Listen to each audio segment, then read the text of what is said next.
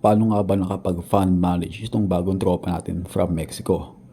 So, ang kailangan nyo lang gawin ay kailangan fully verified yung inyong account para kayo ay makapagpa-trade from Mexico to dito sa Pilipinas. Pangalawa, mag-fund kayo at aking iti-trade ito within 2 to 3 hours per day.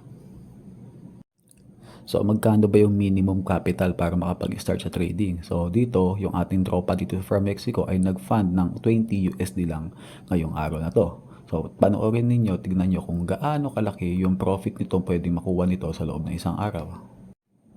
From 11.02 to 11.46, meron tayong gain na $14.80. So, ito ay lagi nakadepende sa laki ng fund natin or kung ito yung tinatawag natin na fund manage. So, kung kayo ay interesado rin kumita through account management dito sa binary option trading, message lang po kayo doon sa mga link na aking inilagay dito sa comment section. Maraming salamat po.